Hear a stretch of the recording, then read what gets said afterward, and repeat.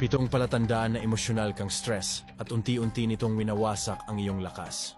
Kung hindi mo ito mapansin, mawawala ka sa likod ng eksena. Una, manhid ka. Hindi malungkot, hindi masaya, kundi walang laman. Ikalawa, bawat gawain ay parang bundok. Kahit simpleng pagsagot sa mensahe ay parang pag-akyat sa Mount Makiling. Ikatlo, mabilis kang mag-init ang ulo kahit sa maliliit na bagay. Ang inis ang naging normal mo. Ikaapat, hindi ka na kayang ayusin ang tulog.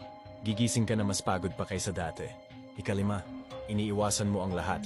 Trabaho, kaibigan, pati ang sarili mong refleksyon.